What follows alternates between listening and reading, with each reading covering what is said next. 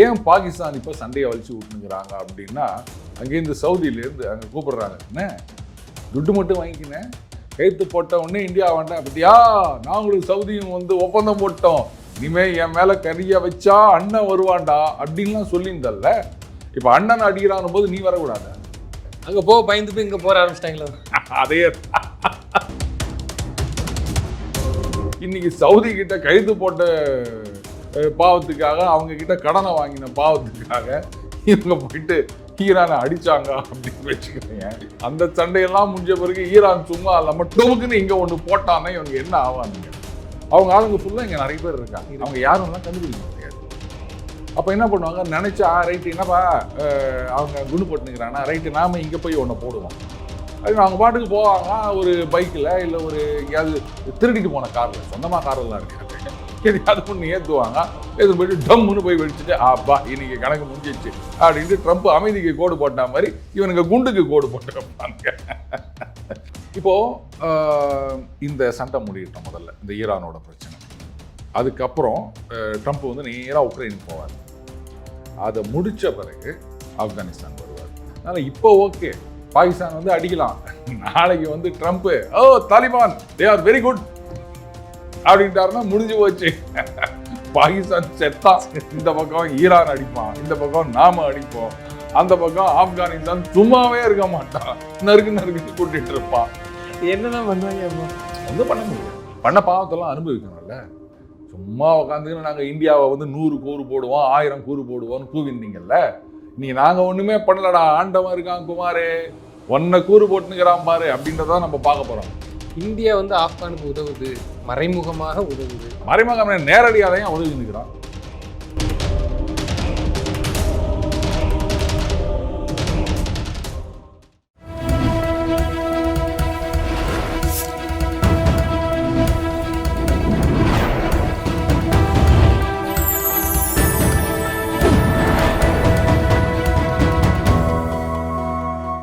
Channel 5 Tamil நேயர்களுக்கு வணக்கம். இன்றைய நேர்காணலில் நம்மோடு பேச இருப்பது டெய்லி பஞ்ச் அருண் அவர்கள். சார் வணக்கம். சார் வணக்கம் ரூபன்.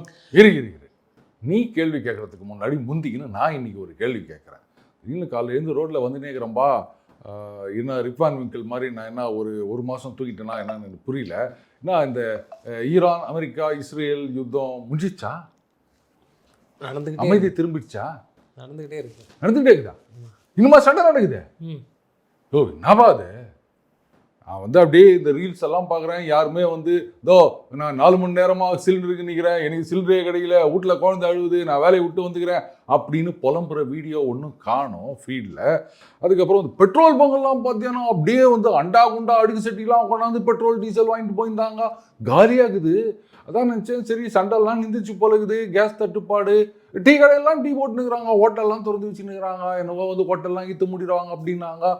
இப்போ சண்டை நிஜமாவே நிற்கலையா ரூபன்? கேஸ் கப்பல் வந்துட்டோ என்னமோ, ஒரு கேஸ் கப்பல் வந்ததுனால அப்படியே தீந்து போச்சா எல்லாம்? இது உங்களுக்கே கொஞ்சம் ஓவராக தெரியல?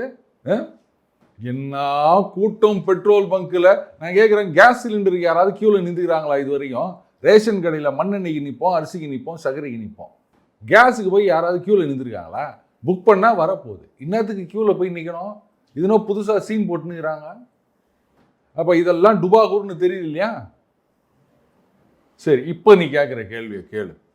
நிச்சயமா சார், அழகான ஒரு விளக்கத்தை கொடுத்தீங்க, கேப்லாம் கொடுத்துட்டீங்க.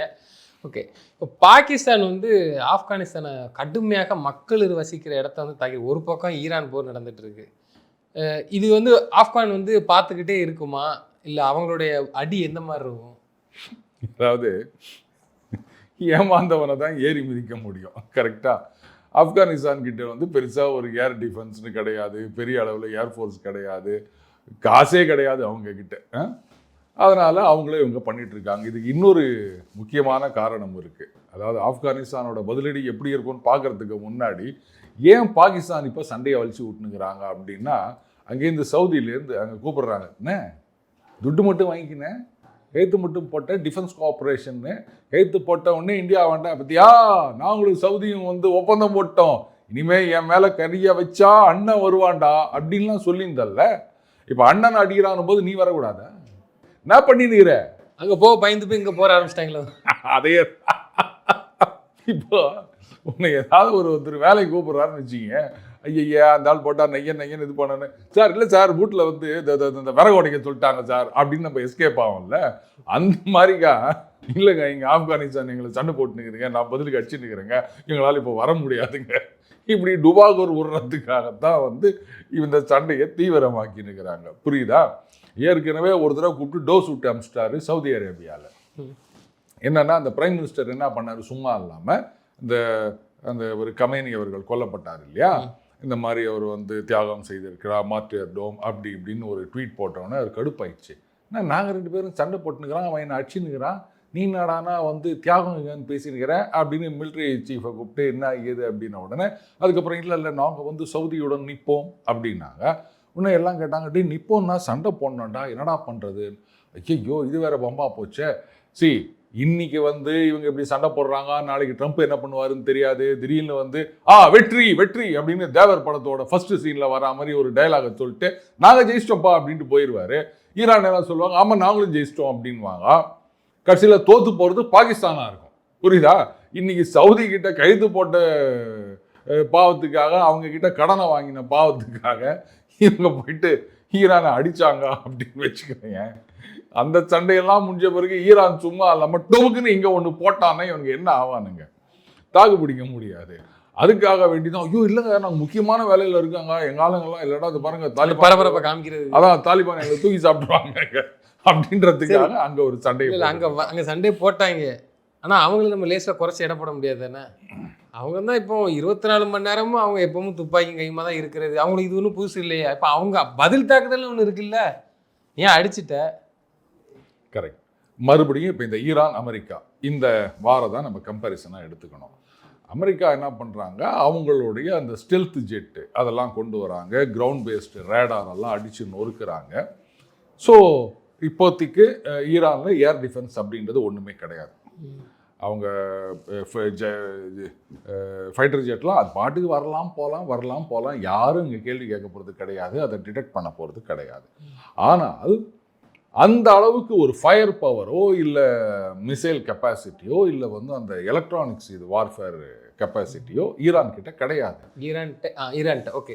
இவங்க என்ன பண்ணுறாங்க, ஈரான் அந்த சீப்பாக தயாரிக்கிற ட்ரோன்ஸ், அதுக்கப்புறம் கொஞ்சம் மிசைல்ஸ், இந்த ட்ரோன்ஸை முதல்ல அனுப்ப வேண்டியது, சேச்சுரேட் பண்ண வேண்டியது, நடுவில் 2 மிசைல் அனுப்பிச்சு ஊடுருவி அதை போட்டு தள்ள வேண்டியது, இதுதான் ஏசிமெட்ரிக் வார் அப்படின்னு சொல்லுவாங்க. இது அமெரிக்கா பயங்கரமான ஒரு சூப்பர் பவர், மிலிட்ரி டெக்னாலஜியில் உச்சத்தில் இருக்குது, எல்லாம் இருக்குது, அப்படியே சம்மட்டி அடிப்பாங்க, அவங்களால முடியும். குண்டு போடணும் அப்படின்னு நினச்சா ஈரான் முழுக்க ஒரே நாளில் குண்டு போட்டு சாப்பிட்ற முடியும் அவங்களால. ஆனாலும் அந்த கெப்பாசிட்டி இவங்க கிட்டே இல்லை. இதை தான் ஏசிமெட்ரிக் அப்படின்னு சொல்லுவாங்க. அதே சமயத்தில் இவங்க வேற மாதிரி யூஸ் பண்ணி அந்த தாக்குதலை ஒரு மாதிரி சமாளிக்கிறாங்க, திருப்பி அவங்களால முடிஞ்ச அளவுக்கு அடிக்கிறாங்க இல்லையா.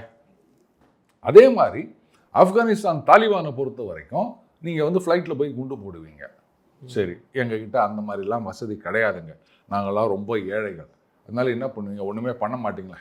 அது இப்படி பண்ணாமல் இருக்க முடியும்? ஏங்க சும்மா இருந்தாலே வந்து போகிறவனை கூப்பிட்டு நெருக்குன்னு கொட்டுறவங்க நாங்கள், எப்போ பார்த்தாலும் சண்டை போட்டுக்கினே இருக்கணும். இப்போ நீங்களே சொன்னீங்க இல்லையா துப்பாக்கி கையை சுற்றுறாங்கன்னு. ஏன்னா அமெரிக்கா வேற போகும்போது நிறைய ஆயுதங்களை விட்டு போட்டானுங்க. அவங்க இருந்த காலத்துலேருந்து அந்த முஜாஹிதீன் காலத்துலேருந்து எங்கள் துப்பாக்கின்றது ஒரு சாதாரண விஷயம் ஆயிடுச்சு. இல்லை அமெரிக்கா விட்டு போன ஆயுதங்கள் அப்படி என்னதான் சார், நானும் கேள்விப்பட்டேன், பல ஆயுதங்கள் வந்து விட்டுட்டு போய் நிறைய இந்த ஹம்மர் வெஹிக்கிள்ஸ் அது இது நிறைய விட்டுட்டு போயிட்டாங்கப்பா. அவங்க இந்த முஜாஹிதீன் காலத்துலேருந்து டெய்லி காலையில் எழுந்து ரொட்டி சுடுறாங்களோ இல்லையோ துப்பாக்கி சுடுவாங்க அவங்க. இல்லை நிஜமாவே அங்கே பார்த்தீங்கன்னா அதுதான் அவங்களுக்கு வந்து, நம்ம வந்து தீபாவளி ஒரு நாள் அன்றைக்கி அந்த துப்பாக்கி வச்சுன்னு சுற்றுவோம், அவங்க இல்லை நீங்கள் சொன்னது கரெக்டு தான், எல்லா நாளும் துப்பாக்கி வச்சுன்னு சுற்றுவாங்க. பட் இந்த துப்பாக்கி வச்சுன்னு சுட்டா அங்கேருந்து காண்டஹார்லேருந்து சுட்டா பாகிஸ்தானில் குண்டு விழுமா? விழாது.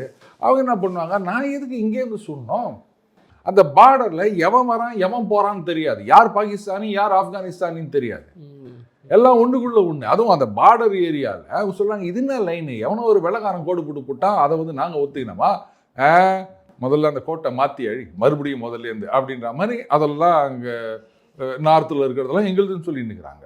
இல்லை அவங்களோட பிரதான தாக்குதல் என்னன்னா தற்கொலைப்படதான்னு சொல்லுவாங்க. அதை தான்.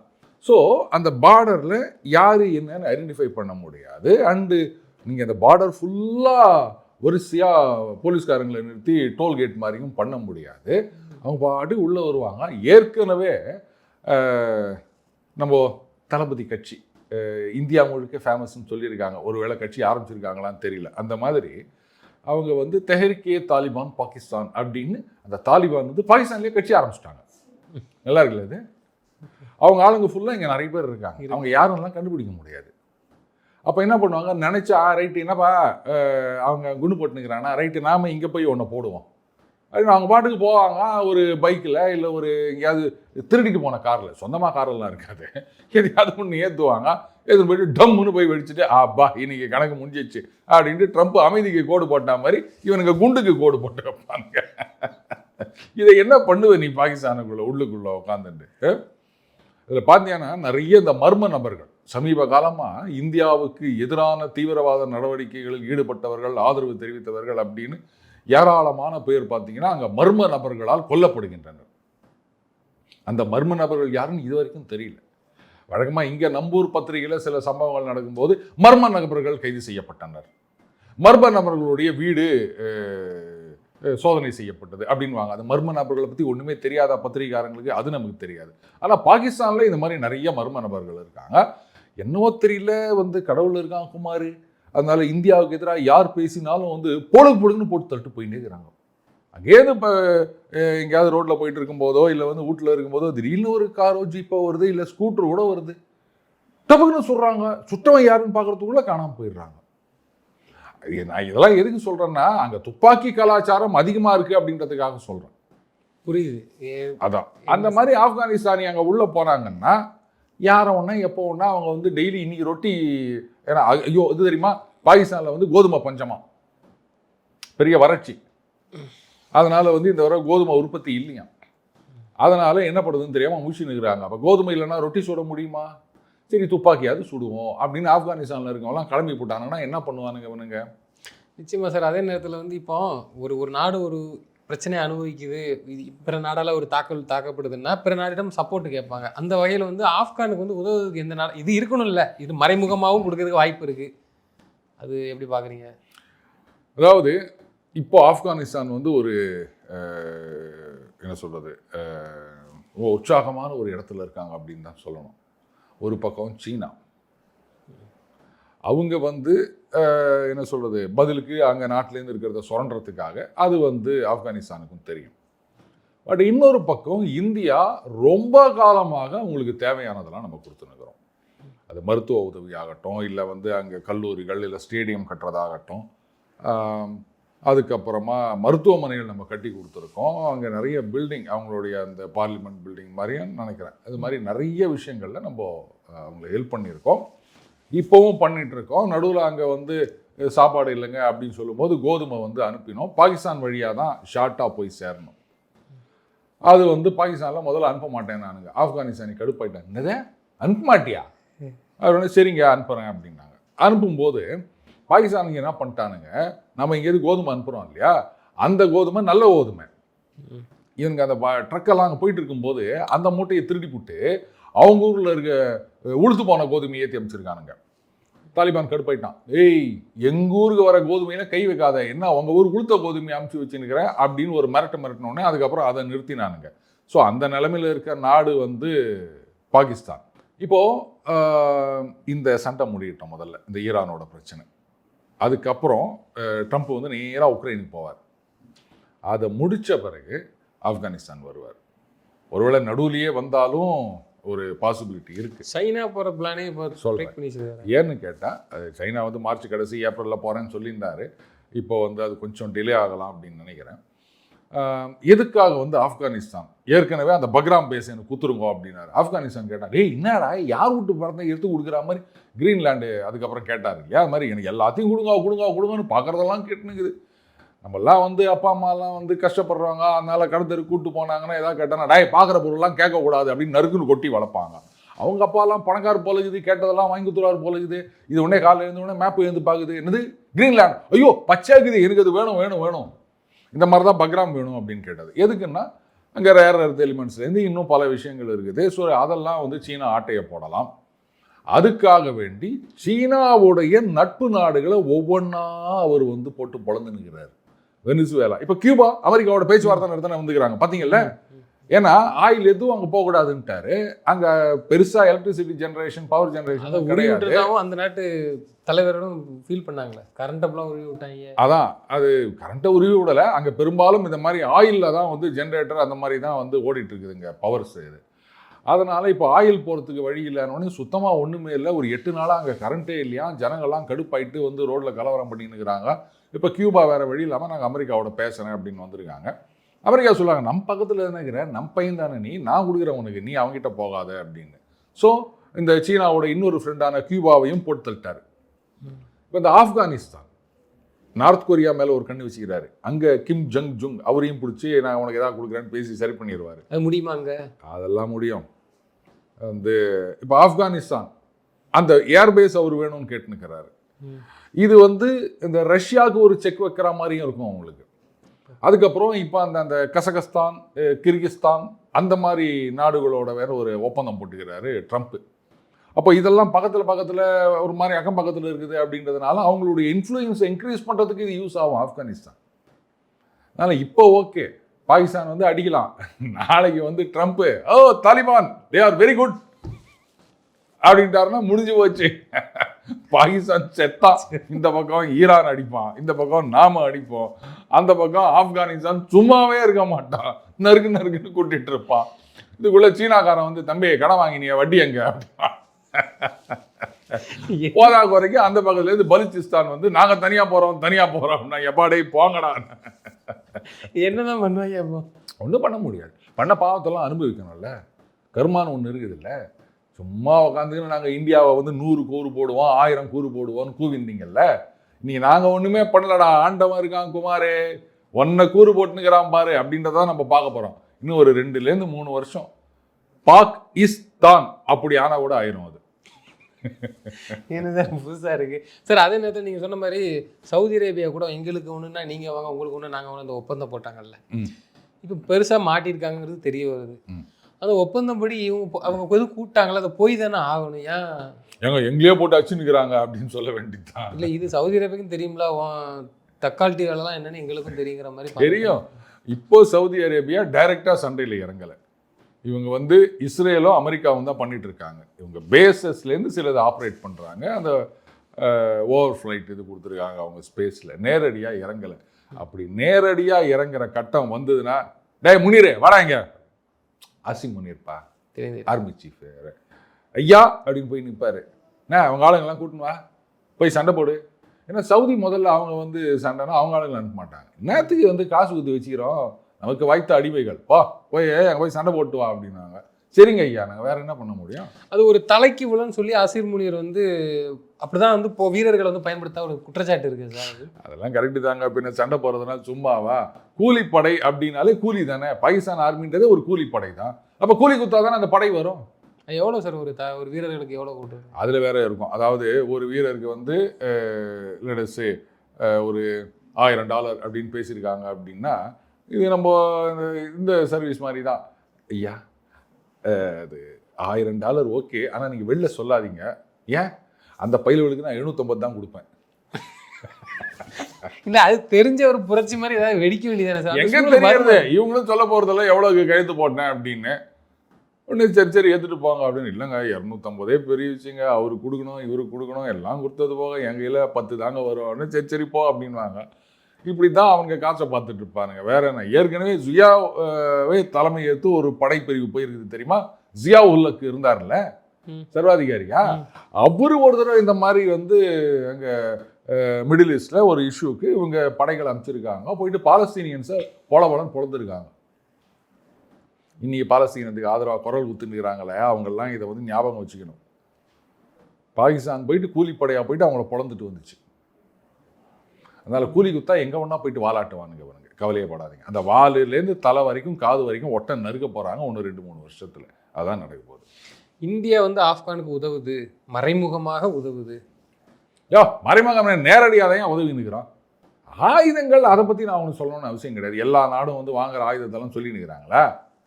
நாங்கள் வந்து அவங்களுக்கு வந்து எதுவும் சொன்னல, கல்லூரிகள், மருத்துவமனைகள், மெடிக்கல் எய்டு, ஃபுட்டு இதெல்லாம் கொடுத்துருக்கோம். பாகிஸ்தான் வழியாக தான் அனுப்பிச்சுக்கிறோம் நாங்கள். அது மனிதாப அடிப்படையில் எல்லா நாடுகளும் எல்லாரும் கொடுக்கறது ஓகே. அந்த வகையில் ஆப்கானுக்கு நம்ம அட்வான்ஸாகவே இறங்கி பண்ணியிருக்கிறோம். அதை தாண்டி இன்றைக்கி இருக்க சிலனுக்கு வெப்பம் தானே. நாங்கள்லாம் உங்களுக்கு ஆயுதம் கொடுத்துருந்தா இந்நேரத்துக்கு நீங்கள் இருந்திருப்பீங்களா? இதுக்கு மேலே நான் எதாவது கேட்கணுமா ரூபன்? நம்ம ஆயுதங்கள் ஆப்கானிஸ்தான்கிட்ட கொடுத்துருந்தோம்னா பாகிஸ்தானில் பாதியை பொழுதுருப்பாங்க அவங்க. நான் சொன்ன மாதிரி பாக்கு, இஸ்ஸு, தானுன்னு 3 ஆகியிருக்கும். விரைவில் ஆகதான் போகுது. நிச்சயமா ட்ரம்ப் அமைதிக்கான நோபல் பரிசு வந்து தாங்க எல்லாரும் நான் தான் நிறுத்தினங்கிறாரு. இந்த பக்கம் வந்து நிறுத்துவாரா இல்லை ஆரம்பிக்கிறது அவர்? நான் அமைதின்னு அது போன வருஷம் ட்ரை பண்ணோம், கிடைக்கல. அதனால் இந்த தடவை வந்து வீரத்துக்கான விருது எதாவது இருந்தால் கொடுங்கன்னு பார்க்குறாரு, வேறு ஒன்றும் இல்லை. எவ்வளோ கஷ்டப்பட்டார், 8 ஓடு போட்டார், நீங்கள் ஒன்றும் கொடுக்கல. சரி அப்போ இனிமேல் அது வேணாம். அதாவதுங்க இப்போ சில பேர்லாம் பார்த்தீங்கன்னா அங்கேருந்து கிளம்பி கோடம்பாக்கத்துக்கு வந்துடுவாங்க. முதல்ல வந்து நடிகர் ஆனோம் அப்படின்னு ட்ரை பண்ணுவாங்க. சான்ஸ் கிடைக்கலன்னு சொன்னால் நான் டைரக்டர் ஆகிறேன் அப்படின்வாங்க. அதுவும் சரிப்பட்டு வரலன்னா நான் வந்து பாடலாசிரியர் ஆகிறேன், இல்லை கதை எழுதுறேன் அப்படின்னு ஒவ்வொன்றா மாறிட்டு இருப்பாங்கல்ல. அந்த மாதிரி இவர் வந்து அமைதிக்கான பரிசு கிடைக்கும்னு பார்த்தாரு போன வருஷம். அது கிடைக்கல அப்படின்னு இதில் வீரத்துக்கான பரிசு யாராவது கொடுக்க மாட்டாங்களா அப்படின்னு வெயிட் பண்ணி நிற்கிறாரு. இதுவும் கிடைக்கலன்னா அடுத்த வருஷம் வேற ஏதாவது ஒன்று அவரை கிரியேட் பண்ணுவாரா என்ன? அமெரிக்காவே இந்த முறை இனிமேலேருந்து அறிவிக்குன்னு சொல்லி அது நானே கிரியேட் பண்ணி நானே கொடுத்துக்கினா அது வந்து நீங்கள் வேற யாரையோ குறிப்பால சொல்றீங்கன்னு நினைக்கிறேன். இது லோக்கல் பாலிடிக்ஸ் பேச வேண்டிய நேரம் கிடையாது, இன்டர்நேஷனல் பாலிடிக்ஸ். நமக்கு நாமே பட்டம் கொடுத்து கொள்வது அப்படின்றதெல்லாம் வந்து அமெரிக்காவில் கிடையாது. வேணும்னா வந்து வேற யாராவது இப்போ பாகிஸ்தான் கூட ஒரு இது பண்ணலாம், பண்ணிட்டு நாங்கள் உங்களுக்கு கொடுக்குறாங்களா, ஏதாச்சும் நீ கொடுக்குறதெல்லாம் நான் வாங்கினதா அப்படின்றாரு அவர். ஸோ பார்க்கலாம், இந்த வருஷம் இல்லைன்னா அடுத்த வருஷம் வேற ஏதாவது ஒரு நவரசத்தில் ஒரு ரசத்தை ட்ரை பண்ணுறாரு அப்படின்னு. நிச்சயமா சார். தொடர்ந்து தங்களது கருத்துக்களை பகிர்ந்தமைக்கு நன்றி. நன்றி ரூபன்.